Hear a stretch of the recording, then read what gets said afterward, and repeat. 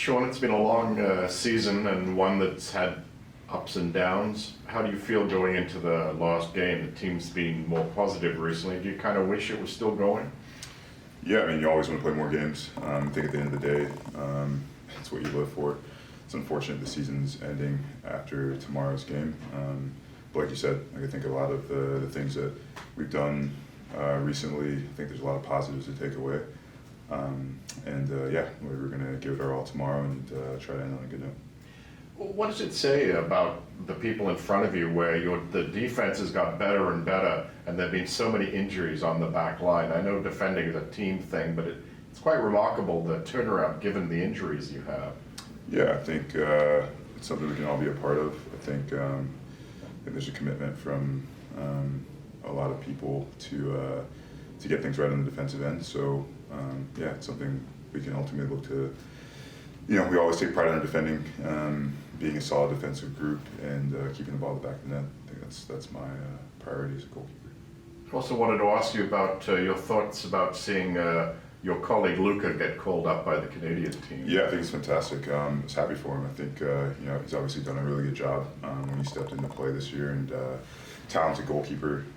So excited for his future. I think tremendous talent, and I think just to be in that environment and be around guys who have done it and established a really good program there in Canada. I think he's had a good experience, and I'm sure it won't be his last experience there.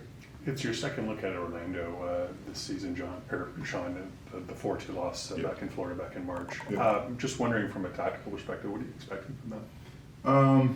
I mean, I think I feel like they still have everything to play for in terms of playoff seeding and things like that. So I think pretty much an aggressive mindset where they're trying to accomplish what they're trying to accomplish. But again, I think our focus has been on us and just making sure that we've approached every game in the right way. Obviously tough not having the ability to make the playoffs or the ability to play for seeding, but I think myself personally, pride what I've done here. I think just my body of work just to step on the field every game. I think everybody's been in a space where it's a conscious decision everybody's had to make.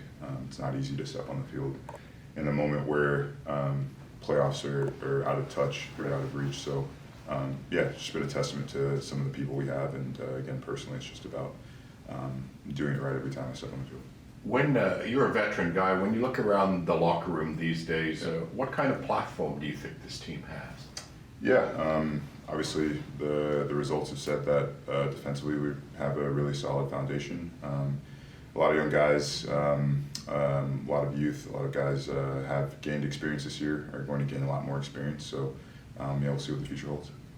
Well, Robin, last game of the season, last home game. Obviously, you want to go out with a bang, I guess. Right.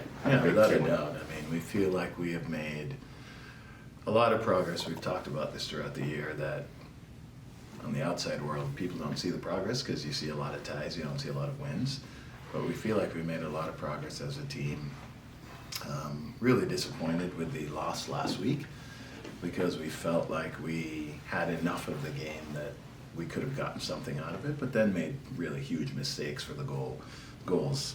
So really after the game in the locker room, the talk was we have one last chance to do it right, because I feel like we've played 80% well over the last 2 or 3 months, but the remaining 20% involves maybe not being as efficient in the attacking end as we could have been, and a few mistakes to give up some goals. But overall, we've done really well, and I keep saying the group doesn't reward themselves enough for when they play well, and this is one last chance to do it right in front of our fans and leave them with this lasting memory over the holidays.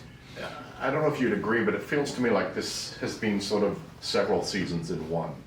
We actually just said that in the coach's office yesterday. It feels like it's been really 2 seasons. The beginning, I thought was pretty tumultuous, just the way the whole thing started. We definitely had some ups and downs throughout the years. We had some challenges that we had to deal with throughout the year.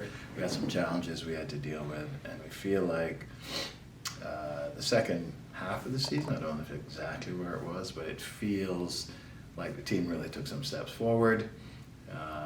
really became much more of a team. And the accountability they have for each other right now is one of the reasons why we've been in every game for the last several months now.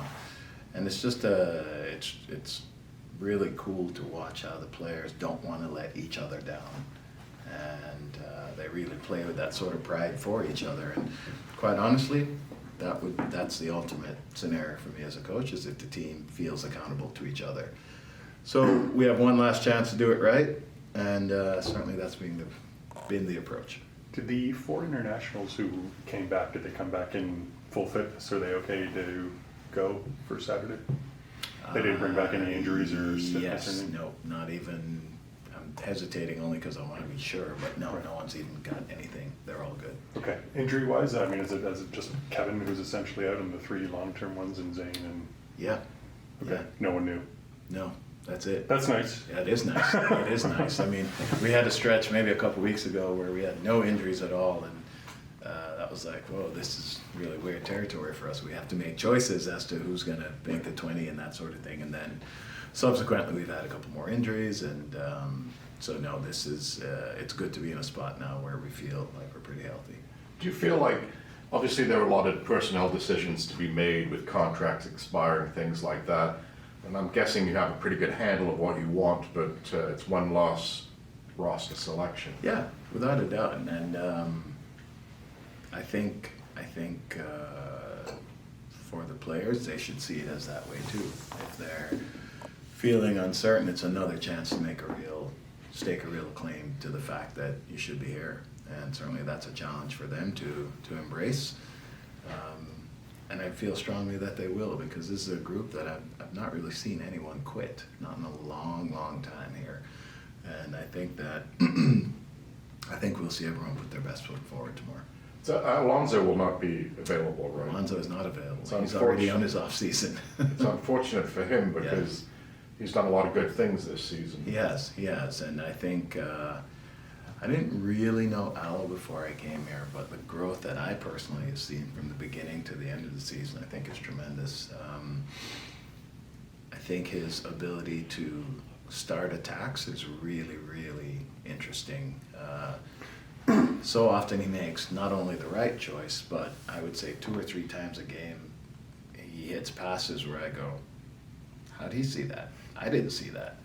So he's really shown an ability and a versatility in his passing, because he can find short passes, longer passes, he can bend them, he can hit them hard and straight. I think he has really shown an incredible arsenal of passing range this year, and I think that I feel like he's only going to get better.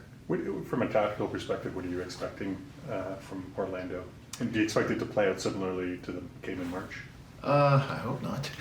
I hope not. They're such a talented team. I think that their front 4 on any given day they're lethal in a lot of ways. Angulo's very, very hard to handle, incredibly hardworking, skillful, fast. Pasalic is a goal threat, very good player. I think he's had a great year as a new player to the league. I think he was new this year. Yeah. And Muriel has just shown that every week he has shown what a player he is in first touch, ability to make good decisions, finishing, that sort of thing. And Ojeda is a player that I don't feel like people talk about a lot, and I think he's excellent. I think his ability to score goals, find final passes, run with and without the ball, they're incredibly difficult to deal with, I think. And for me, Janssen is one of the best center backs in the league in terms of starting attacks with the ball. So they're a very, very good team. Atuesta is a player who has had a ton of success kind of everywhere in this league. So I know that, and they do some interesting things. They occupy some interesting positions, and they play very well as a team. I'm kind of shocked that they're in 8th place, to be quite honest. I think they're in 8th because I just feel like in my mind, I always think they're one of the best teams in the league. Have you coached against Oscar much? Would you have gone up against him your time in Colorado? I think so. When I was in Colorado, we played a couple of times, and we played almost every preseason because we were in Orlando. Right. And then I used to play against Oscar. So I've known him a long time. What's it like going up against him? I think his teams are really good. They play with really good spirit and very good understanding, and they always have very talented players. I think about the group that I just mentioned. You think of Torres, who was there for years before, very, very good player. And I think they play with a type of cohesion that I think is admirable. They really do. Can I ask you about two of your young guys? Kapoor signed a homegrown contract now, and you had Bostonberry in for training yesterday, I think. Just your thoughts on those two players? Good players, really good and interesting players. And in a year where I certainly intend to be more involved, top to bottom, the academy, the second team, that sort of thing. But this year has just been a beast all in and of itself. So to have the ability to see some of these young players, certainly toward the tail end of the season here, has been really good. And Steph's really is a really interesting player, because to find a 6'3" center back, left-footed, who's very comfortable with the ball, I think is really something that he can work with. At the end of the day, he's got a lot of work to do, because I do think that defending gets harder and harder as you go up in levels. And while he's very good with the ball, he'll have a lot to do in terms of dealing with adults and that sort of thing. But he's a player that we certainly look forward to. They both are. I really enjoy having them around, and not seeing both of them as much as I would like to. I'm certainly looking forward to the future with both. Speaking to Tyrese yesterday, he said, throughout his time here, that you would often kind of pull him aside and just try to boost his confidence that you felt it was lacking. And I think he said something to the effect of that you told him, if not for that, you'd be playing a lot more minutes. Is that how you sort of remember it as well? Yeah, I think Tyrese is incredibly talented with his kind of pace, his shooting ability. I always felt like if he, for lack of a better word, if he inside felt like he was a real badass, he absolutely would be. And he has a serious amount of ability. And in the moments where he's decisive and you can see there's no indecision, he looks like a very, very high-level player. But I felt like oftentimes he doubted himself, didn't trust himself quite enough, didn't back himself, as some people would put it. And he's a player who I think has a very nice future ahead of him, because the more he believes in himself, the better he's going to be. We've talked about Richie a lot this season when he's healthy, and you probably saw the comments from Jesse Marsh saying that he was probably the best player they had in that window. And I didn't see that. I heard that there have been some good comments. And that he couldn't see a team without Richie in it. No surprise to you, I guess. Ditto. Richie's been fantastic since he came back from his injury. Certainly missed him for the months that he was gone, and since he's come back, since day one, he's had an immediate impact. And as you can see, I've played him in a bunch of different positions, and we feel like different teams, we might need Richie here. For a different game, we might need Richie here. And this is the thing, is his versatility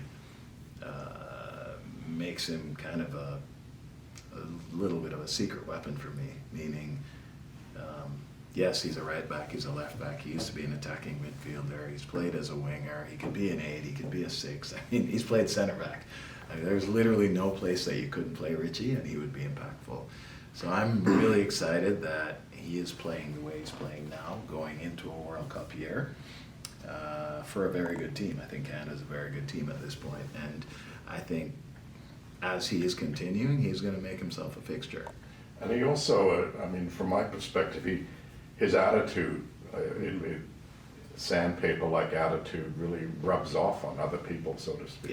Yeah, I think Richie's influence, it's funny, people lead in different ways, and Richie isn't much of a talker, and he very much leads by example. And, he's obviously off the field the nicest person there is, but then on the field he has this intensity about him that I think also makes him even better.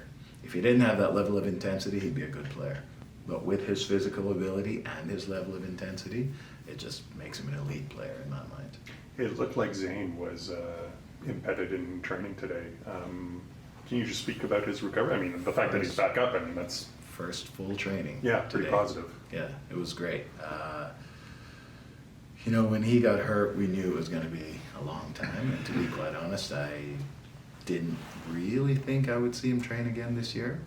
So the fact that he started up, you know, a few days ago and has a full training, which is our last training of the year, it certainly bodes well for next year. And he's very excited about being back, and he's excited about the prospects of next year and that sort of thing. And he's worked hard to get to this point. How are Henry and Nick's making in their recoveries? My understanding is Henry was away doing some rehab, that he's actually back, and we'll see him in a couple of days. So reportedly doing quite well. And Nick's is doing quite well. He's also moving again, running again, that sort of thing. And just incredibly exciting to have these guys moving. And you know, for us, we're thinking about hitting the ground running come January 10th or whatever that day is. So to have these guys already moving and running really bodes well for where they should be come January. And not sure if they'll be like 100% ready to go. I think Zane will be. Nick's, I'm not 100% ready or sure, but he is progressing as he should, and the prognosis is quite good. It's almost like having 3 new signings in a way. It is. It's very much like that. Yes, in fact, that was what we said when Richie came back, because he Right. came back in the middle of the summer, almost like a summer window signing. It was like Yeah. adding a new player. And that's a thing that's kind of interesting, is that no one would really think about this, especially given the fact that our defending record has been quite good. We have 4 center backs on season-ending injury. It's pretty remarkable. Henry, Zane, Nix, and now Longy. Yeah. So I think it speaks greatly to the adaptability of the group. I mean, Kosi, when I got here, Kosi was telling me he's a two-way midfielder, and he ended up playing a ton of the season at right back and is now playing center back. And guys have just done what's been asked of them. And so, like I said, for a coach, one of the things that you really, really want is a group that just is accountable to each other, and they don't want to let each other down. That's, I think that's a really good foundation from which to build a team. What happens after this week, Robin? Will the players still train? I mean, what's... Nope. Okay. We'll have some meetings, season-ending meetings early next week, and guys will have time on their own. They'll have workout programs, and certainly for us, it'll be nice to maybe turn our brain off for a little bit. Yeah. But really, I think everyone is now thinking, I keep saying January 10th, I think that's the date it was this year. I think everyone's thinking about January 10th. And so for us, the players will obviously go and do their thing, and for us, it's about scouring the world to make sure that we leave no stone unturned to continue to look to bolster the roster.